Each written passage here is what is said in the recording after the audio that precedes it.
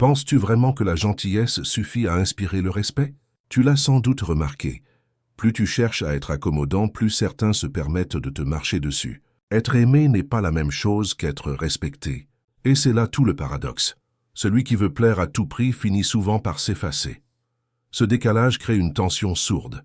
Tu veux rester calme, garder la maîtrise, mais chaque remarque déplacée, chaque injustice fait naître en toi une tempête silencieuse. Tu souris pour éviter le conflit, tu dis « ce n'est pas grave » pour préserver la paix, mais au fond quelque chose se fissure. Une frustration latente s'installe, comme une colère que tu retiens trop longtemps.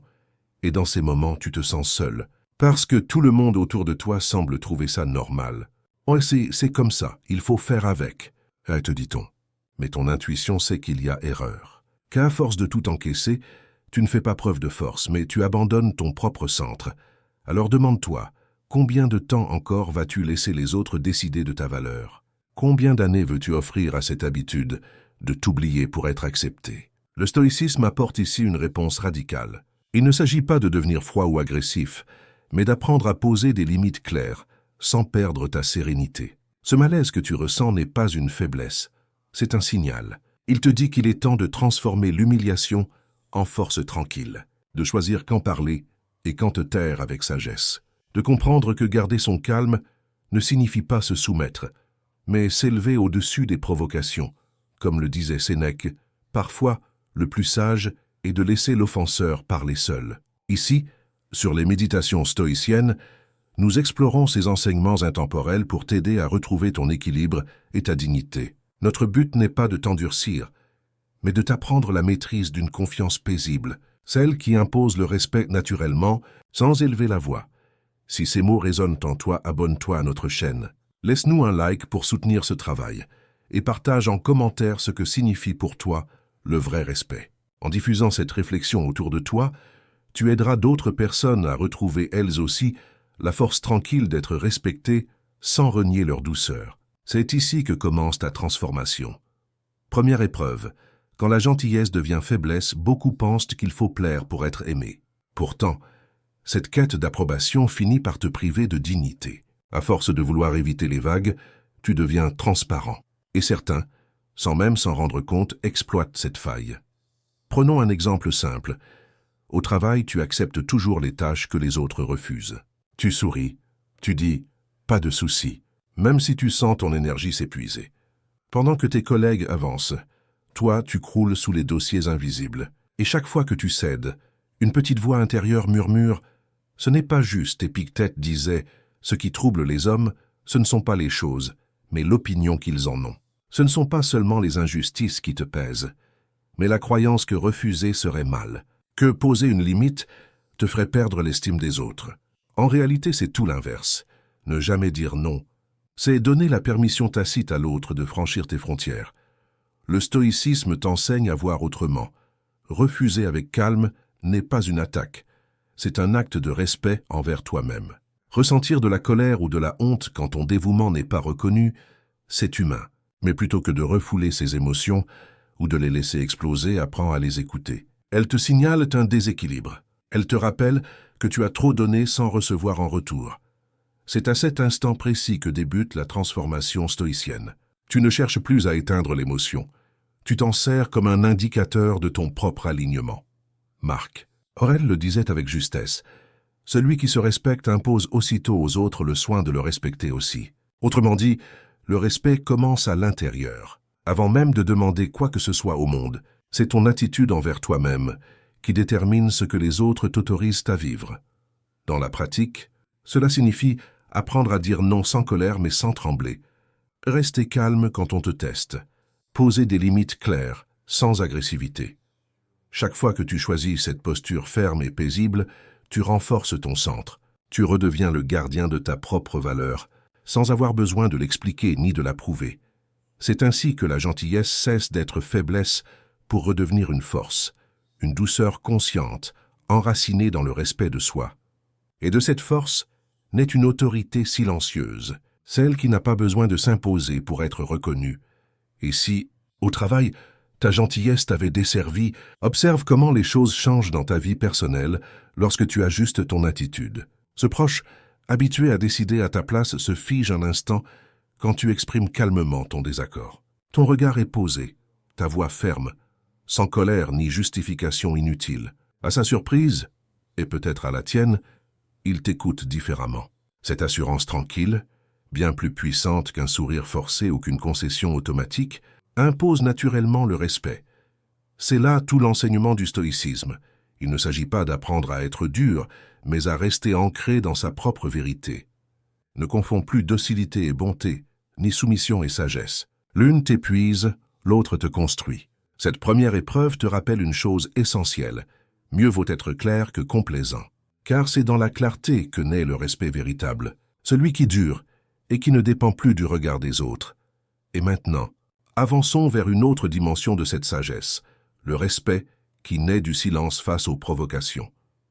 Deuxième épreuve, la puissance du silence quand quelqu'un cherche à te déstabiliser.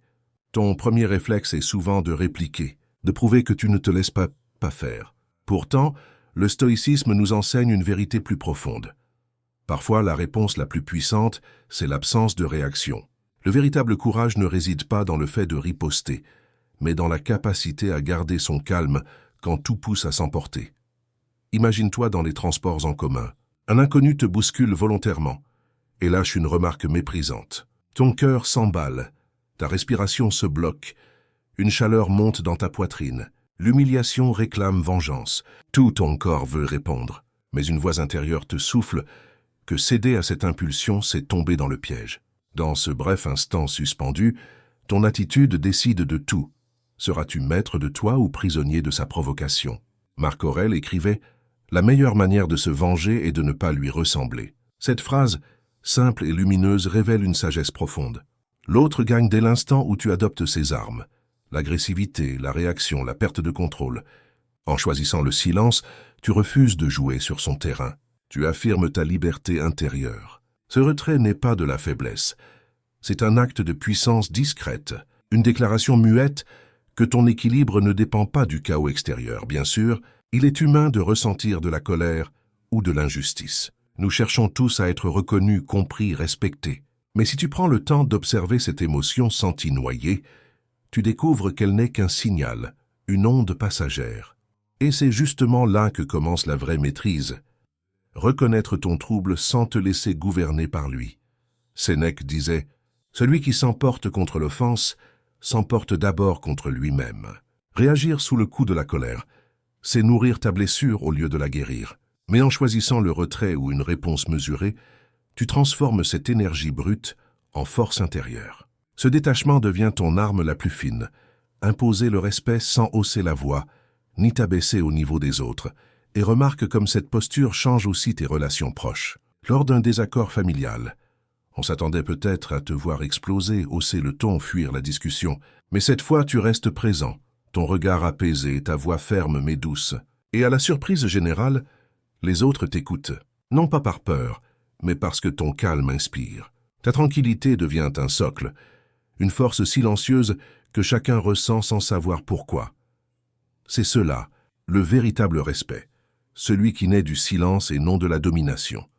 Le stoïcisme ne t'invite pas à devenir insensible. Il t'invite à être maître de ton feu intérieur, à canaliser l'énergie au lieu de la gaspiller. Rester centré quand tout appelle à réagir est une forme d'art, une discipline du cœur et de l'esprit.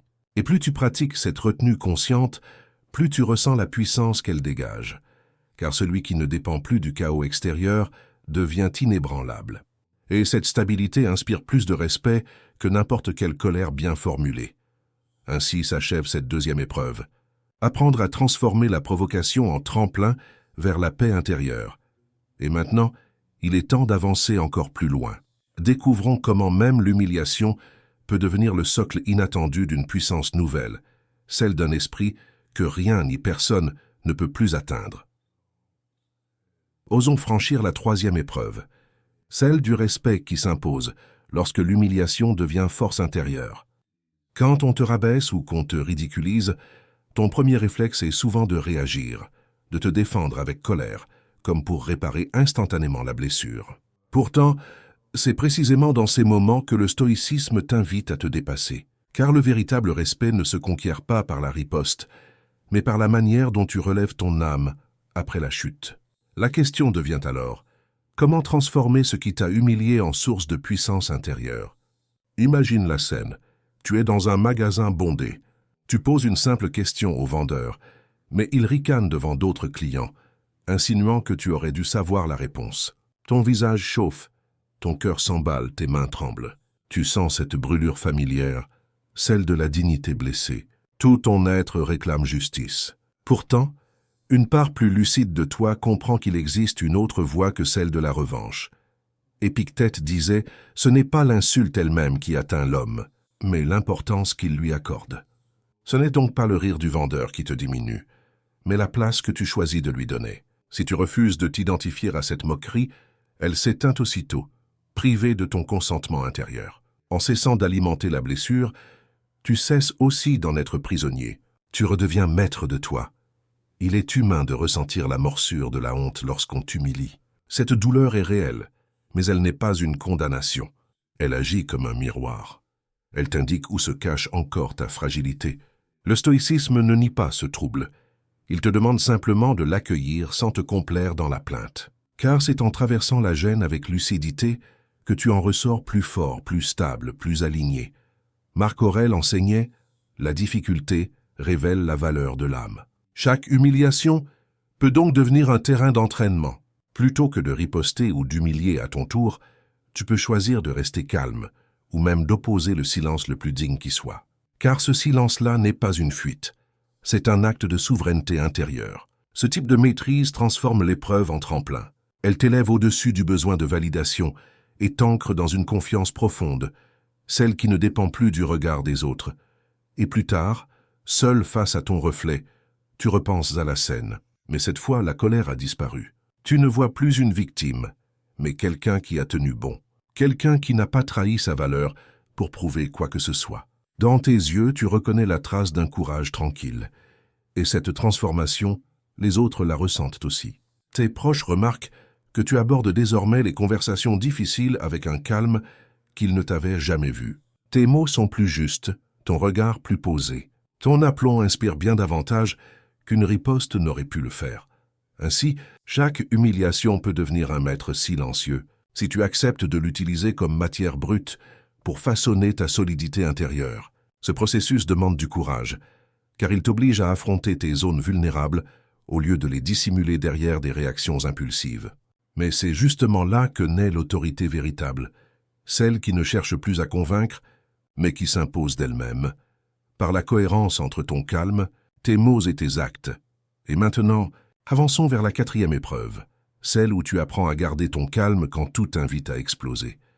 4e épreuve, le respect retrouvé dans le calme au cœur du chaos, quand tout en toi crie de réagir, la tentation est immense de céder à la colère.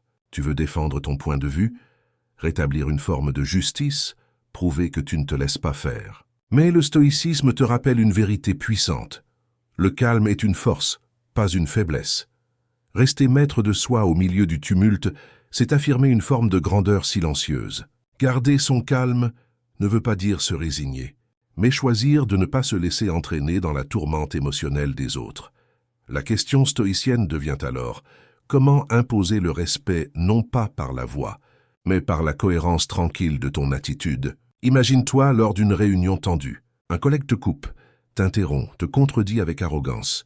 L'ancienne version de toi aurait répliqué sèchement, cherchant à reprendre le dessus. Mais cette fois, tu respires, tu écoutes, tu observes ses mots, mais surtout ton propre feu intérieur. Et tu choisis de parler plus lentement, avec précision. Ton calme dérange plus qu'un cri, il désarme, car celui qui garde la maîtrise de lui-même détient déjà la véritable autorité. Les autres peuvent hausser le ton, se justifier, gesticuler. Toi, tu restes centré, et c'est cette stabilité qui finit par imposer le respect, sans même que tu aies à le réclamer. Ainsi, à mesure que tu apprends à transformer l'humiliation en énergie, puis à conserver ton calme dans la tempête, tu découvres une vérité profonde. Le respect n'est jamais exigé. Il se propage naturellement à partir de la force intérieure. Et cette force, le stoïcisme te guide à la construire pas à pas, dans le silence, la lucidité et l'humilité. Imagine cette scène, au travail. Un collègue minimise publiquement ton effort devant toute l'équipe.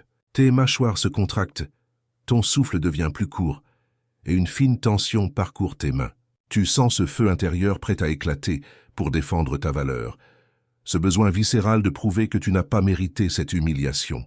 Mais c'est justement dans ce bref instant suspendu que tout se joue. C'est là que ta décision intérieure détermine si tu te perdras dans la colère, ou si tu choisiras d'incarner une autorité paisible, bien plus puissante que la réaction. Sénèque disait « Celui qui domine sa colère domine son plus grand ennemi ». Cette phrase éclaire un principe fondamental. Céder à ton tumulte intérieur, c'est remettre ton pouvoir entre les mains de l'autre. En revanche, choisir de contenir cette explosion, c'est rediriger ton énergie vers une affirmation tranquille, une force stable qui déstabilise bien plus que le bruit d'un cri.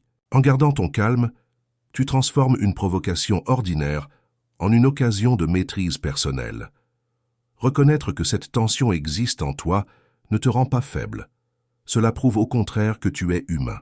Ce qui fait la différence, c'est ce que tu décides d'en faire. Soit tu t'abandonnes à cette émotion, soit tu l'élèves, tu la transmutes en une forme de noblesse intérieure. Chaque fois que tu choisis ce second chemin, tu renforces ton centre au lieu de l'éroder. Peu à peu, le trouble devient une stabilité visible, un calme contagieux qui inspire autour de toi.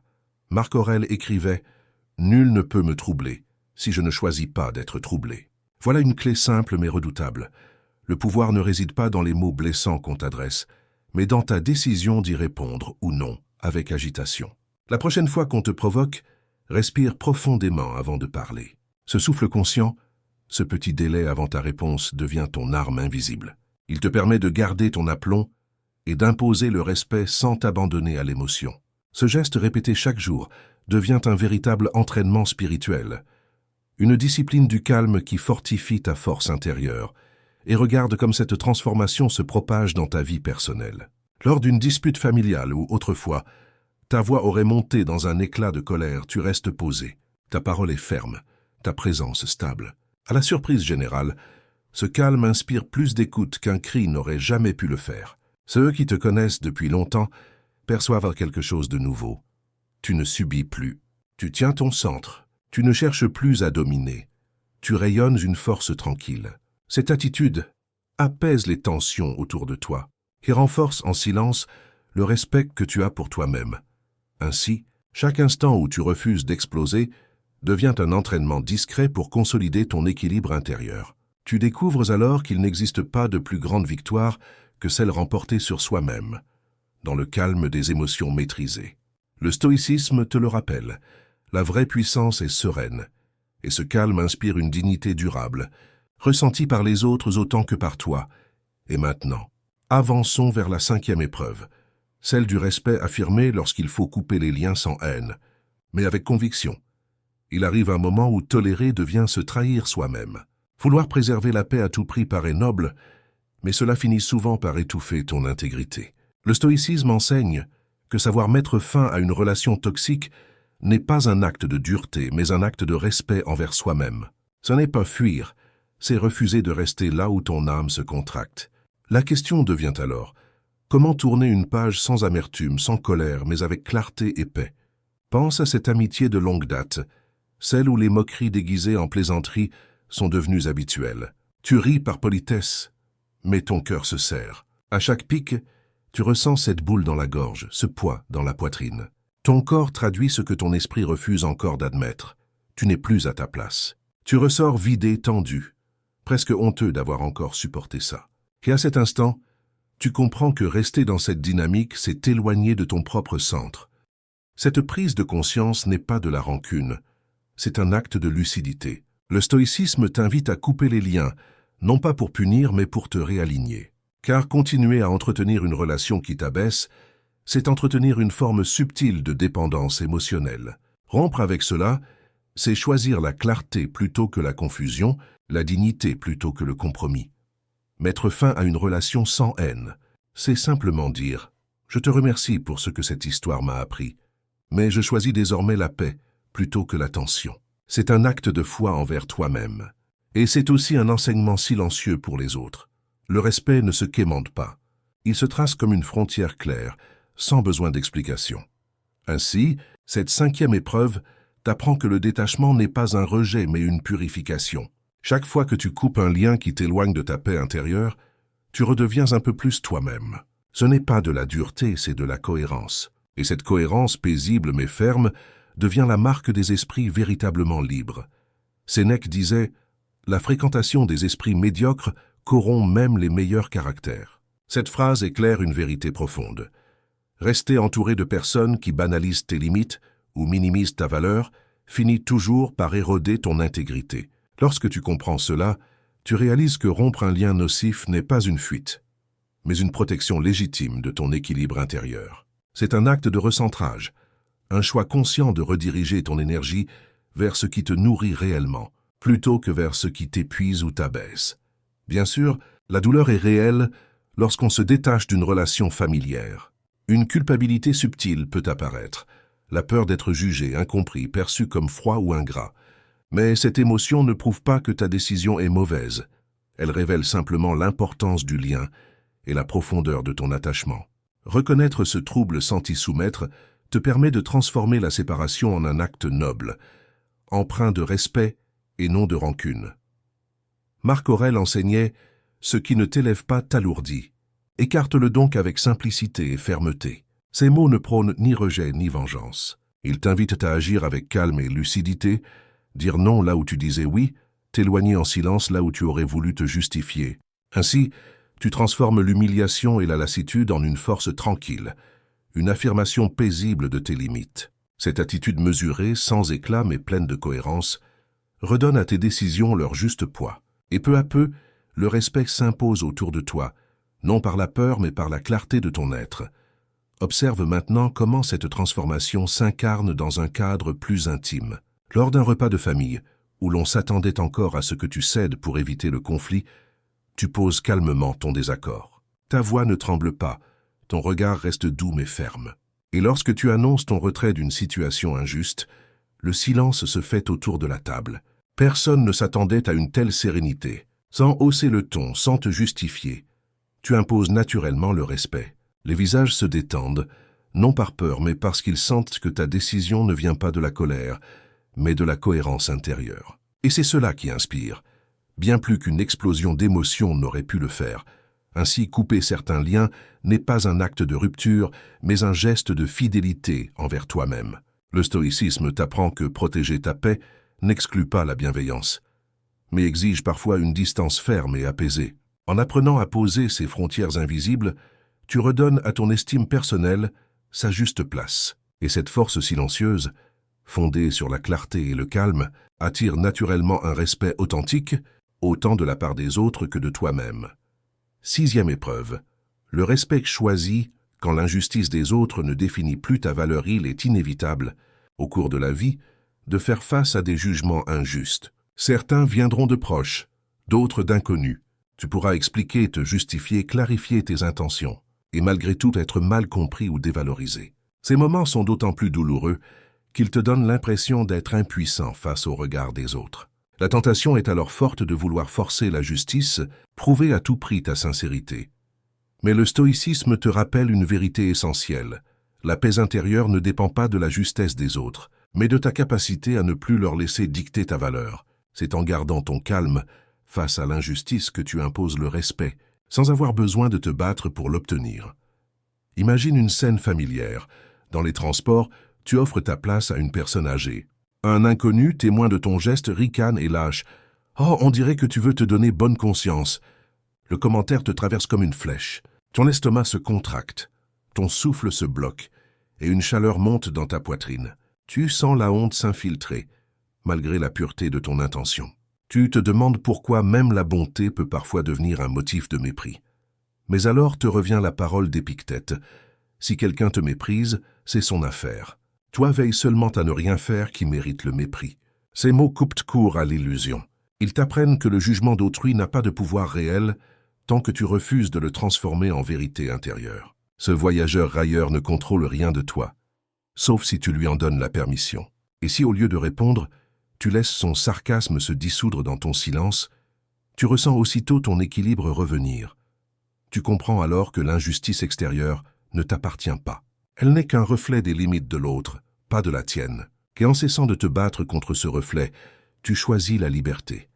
Ainsi, cette 6e épreuve t'apprend à reprendre ton pouvoir intérieur, celui de ne plus laisser le regard des autres troubler ton centre. À force de calme et de lucidité, tu cesses de chercher la validation.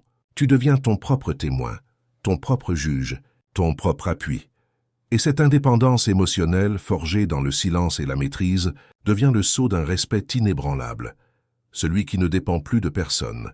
Être blessé par l'injustice ou le jugement des autres n'a rien d'anormal. Cette frustration vient d'un besoin profond et universel, celui d'être vu et reconnu pour ce que nous sommes vraiment. Pourtant, ce désir de reconnaissance peut se transformer en piège lorsqu'on s'attend à ce que les autres soient toujours justes. C'est précisément ici que s'ouvre le chemin stoïcien, celui qui invite à choisir la liberté intérieure plutôt que la validation incertaine du monde extérieur. Marc Aurèle écrivait « L'opinion des hommes n'ajoute ni ne retranche rien à ce que tu es réellement ». Ces mots agissent comme une boussole. Ils nous rappellent que notre valeur ne fluctue pas selon les jugements, les rumeurs ou les malentendus.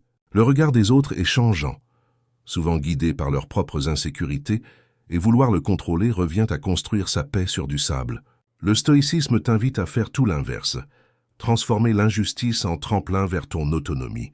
Ne cherche plus à corriger chaque critique, ni à laver ton nom de chaque malentendu. Accepte que ces distorsions fassent partie du monde humain, sans pour autant y coller ton identité.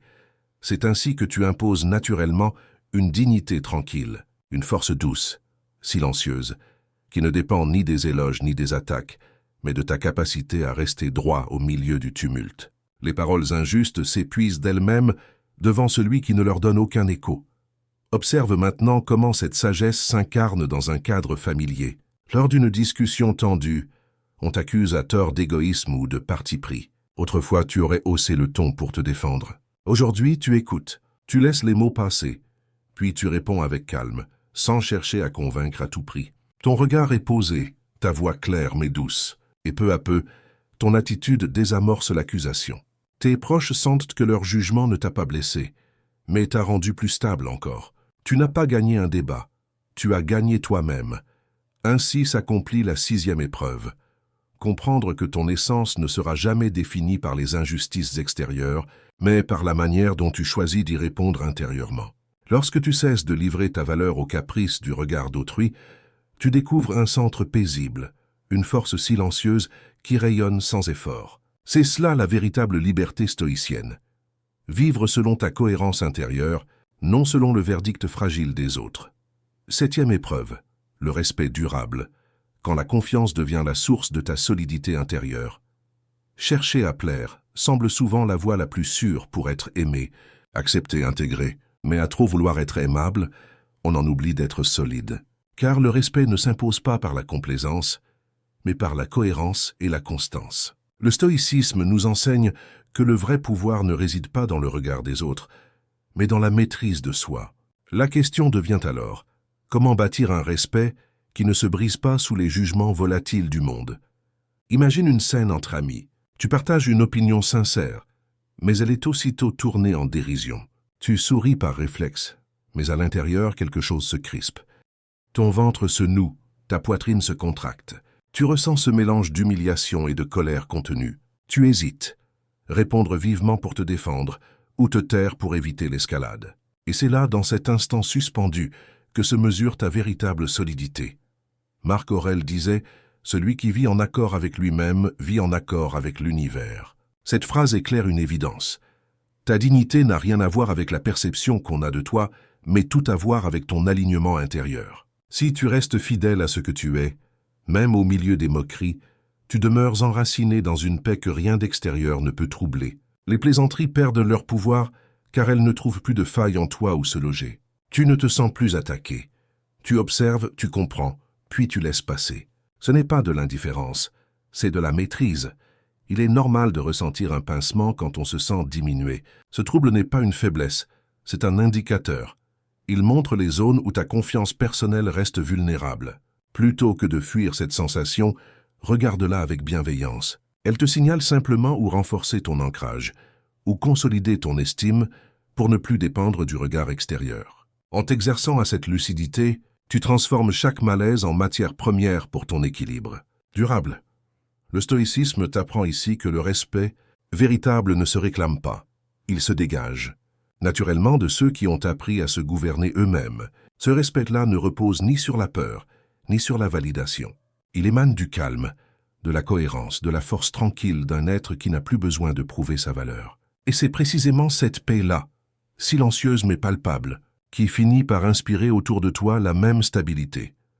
Lorsque ton esprit n'est plus ballotté par l'injustice, la critique ou la moquerie, tu deviens une présence rare, celle d'un être solide, libre et profondément respecté. Non parce qu'il l'exige, mais parce qu'il l'incarne. Sénèque disait « L'homme qui se suffit à lui-même est invincible ». Cette phrase est une invitation claire à cultiver ta force intérieure, non par orgueil, mais par fidélité à toi-même. Elle t'appelle à ne plus chercher la validation extérieure, mais à bâtir une solidité calme et enracinée. Concrètement, cela signifie savoir poser des limites sans colère, répondre avec mesure, et parfois se retirer sans amertume. Ce n'est plus une posture de défense, mais une affirmation silencieuse de ton équilibre. Car à mesure que tu apprends à demeurer centré, tu ne cherches plus à garder ton calme. Tu deviens ce calme. Et c'est précisément cette présence apaisée, cette autorité naturelle, qui attire un respect véritable. Regarde comment cela se manifeste dans un cadre professionnel. Lors d'une réunion tendue, on minimise encore une fois ton travail ou tes idées. Autrefois, tu aurais serré les dents ou explosé. Mais cette fois, tu parles posément. Ta voix est ferme, ton regard stable, et tu n'essaies plus de convaincre tout le monde, seulement d'exprimer ta vérité avec clarté. Ce ton calme surprend. Ceux qui s'attendaient à te voir céder ou t'énerver te regardent autrement. Ton assurance tranquille capte davantage l'attention qu'un long discours n'aurait pu le faire. Tu n'as pas cherché à dominer et pourtant, tu as imposé le respect. Ainsi s'accomplit cette 7e épreuve.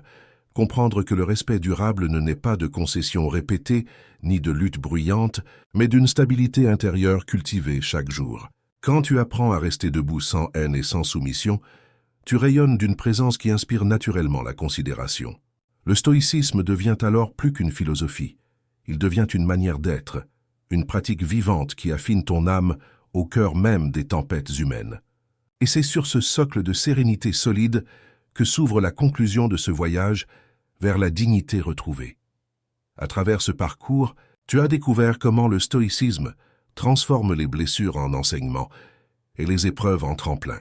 Tu as compris que la gentillesse seule ne suffit pas à susciter le respect et qu'il faut une lucidité nouvelle pour distinguer la complaisance de la véritable bonté. Les humiliations passées ne sont plus des cicatrices à cacher, mais des matières premières pour forger ta force intérieure. Et le discernement, pierre angulaire de cette sagesse, t'apprend à concentrer ton énergie sur ce qui dépend vraiment de toi. Car c'est là que tout change.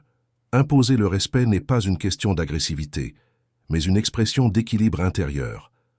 Peu à peu, tu passes de la réaction impulsive à la confiance ancrée. Tu découvres cette paix active qui ne fuit pas le monde, mais le traverse avec clarté. Et de cette pratique constante naît une sérénité plus vaste.